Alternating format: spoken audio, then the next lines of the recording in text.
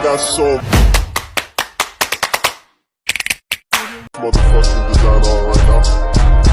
Bring it down, bring it down, bring it down. I got 3 old Assalamualaikum, halo semua. Hari ini kami akan membahas tentang dunia yang penuh dengan rumus dan angka, yaitu matematika. Saya berharap kita bisa sama-sama belajar dan memahami konsep matematika dengan mudah dan menyenangkan. Kali ini kita belajar tentang peluang. Ada yang tahu apa itu peluang? Adakah yang pernah mendengar tentang peluang? Peluang secara bahasa adalah kesempatan. Sedangkan dalam matematika, peluang adalah cara memperkirakan seberapa besar kemungkinan sesuatu dapat terjadi. Pahami konsep peluang agar dapat memprediksi sesuatu secara lebih tepat. Contoh penerapan peluang dalam kehidupan sehari-hari adalah melakukan perkiraan cuaca seperti yang dilakukan BMKG. Analisis dilakukan dengan melihat fenomena yang pernah terjadi beserta penyebabnya, sehingga didapatkan peluang untuk kejadian tersebut kembali terjadi. Beberapa hal yang harus diketahui agar dapat memahami teori peluang antara lain percobaan dan ruang sampel. Percobaan adalah kegiatan untuk memperoleh hasil tertentu, contoh melempar dadu dan melempar uang koin. Sedangkan ruang sampel adalah semua kemungkinan yang dapat muncul pada suatu percobaan.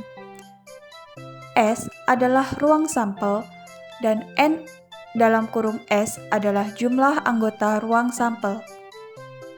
Contoh ruang sampel dari percobaan melempar satu buah dadu, yaitu jumlah mata dadu yang muncul bisa saja 1, 2, 3, 4, 5, ataupun 6. Maka ruang sampelnya adalah 1, 2, 3, 4, 5, dan 6. Sedangkan jumlah anggota ruang sampelnya adalah 6. Lalu, bagaimana cara untuk menyusun anggota ruang sampel? Ada 3 cara, yaitu cara mendaftar, menggunakan diagram pohon, atau menggunakan tabel. Yuk kita bahas satu persatu, mulai dari cara pertama, adalah mendaftar, yaitu menuliskan seluruh anggota ruang sampel secara berurutan, satu persatu. Cara ini bisa dipilih ketika anggota ruang sampel tidak terlalu banyak. Contoh dengan cara mendaftar adalah ketika satu buah uang koin dilemparkan, maka sisi yang akan muncul bisa saja sisi angka maupun sisi gambar. Maka ruang sampelnya adalah angka dan gambar.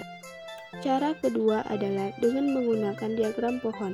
Apabila ruang sampel disebut cukup banyak, contohnya saat kita melemparkan satu buah uang koin dan satu buah dadu, maka terdapat dua benda yaitu koin dan dadu. Misalkan benda pertama adalah koin, maka ruang sampelnya adalah angka dan gambar. Kemudian benda yang kedua adalah dadu. Terdapat 6 anggota ruang sampel, yaitu mata dadu 1-6, sehingga kita tarik pada titik angka. Ada 6 cabang yaitu 1, 2, 3, sampai 6. Begitu pula pada titik G, kita tarik 6 cabang yaitu 1-6, sehingga didapatkan anggota ruang sampel angka 1 angka, 2 angka, 3 angka, 4 angka, 5 angka, 6 kemudian gambar, 1 gambar, 2 gambar, 3 gambar, 4 gambar, 5 dan gambar 6. Maka itulah ruang sampelnya, sehingga jumlah anggota ruang sampelnya adalah 12. Hai, cara yang terakhir adalah dengan menggunakan tabel. Cara ini digunakan apabila anggota ruang sampel sangat banyak dan terlalu lama apabila menggunakan cara mendaftar maupun diagram pohon. Contohnya, pada percobaan melempar 2 buah dadu secara bersamaan, terdapat 2 dadu pada tabel di mana anggota ruang sampel dadu dapat kita tuliskan 1 cara menurun, yaitu 1, 2, 3, sampai 6. Dan anggota ruang sampel dadu kedua kita tuliskan secara mendatar, yaitu 1 sampai 6. Sehingga kita dapatkan hasil dari dadu 1 dan dadu 2 yaitu 1,1, 1,2, 1,3, 1,4, 1,5, dan 1,6. Selanjutnya 2,1 sampai 2,6, 3,1 sampai dengan 6,6. Sehingga didapatkanlah ruang sampelnya, maka anggota ruang sampelnya adalah 36. Setelah memahami apa itu ruang sampel, selanjutnya kita dapat menentukan peluang suatu kejadian. Besarnya peluang kejadian berkisar antara 0 sampai 1, di mana nilai peluang 0, kejadian tidak mungkin terjadi. Nilai peluang 1, kejadian pasti terjadi. Contoh peluang suatu kejadian yang bernilai 1 adalah bahwa setiap manusia pasti akan mati. Mengapa? Karena kejadian atas kematian itu pasti terjadi sehingga nilai peluangnya adalah 1. Sedangkan contoh peluang suatu kejadian yang bernilai 0 adalah pada saat ini manusia dapat terbang tanpa alat bantu. Mengapa? Karena manusia dapat terbang tanpa alat bantu adalah suatu hal yang tidak mungkin karena teknologi saat ini belum dapat mengaplikasinya sekarang. Coba kalian berikan contoh kejadian lain yang peluangnya bernilai 0 atau bernilai 1. Lalu, bagaimana cara mengetahui nilai peluang dari suatu kejadian lainnya yang peluangnya tidak bernilai 0 maupun 1? Ya, jawabannya adalah dengan menggunakan rumus peluang. Nilai peluang suatu kejadian A dapat ditentukan dengan rumus PA sama dengan NA dibagi NS, di mana PA adalah peluang kejadian, NA adalah banyaknya kejadian A, dan NS adalah banyaknya anggota ruang sampel.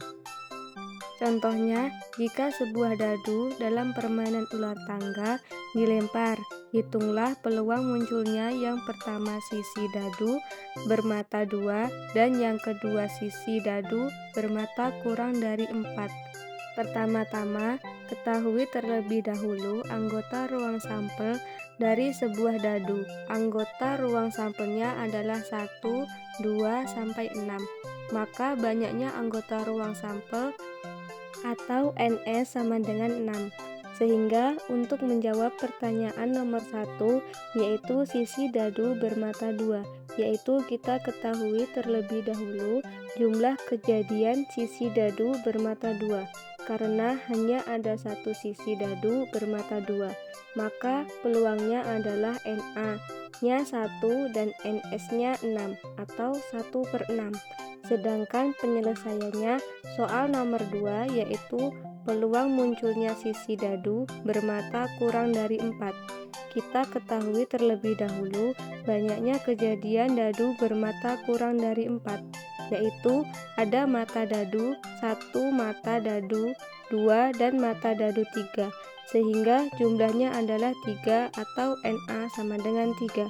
Maka peluang dari dadu bermata kurang dari 4 yaitu NA dibagi NS sama dengan 3/6 atau disederhanakan menjadi 1/2. Sekian pembahasan materi peluang kita hari ini. Sampai jumpa di pertemuan selanjutnya. Wassalamualaikum warahmatullahi wabarakatuh.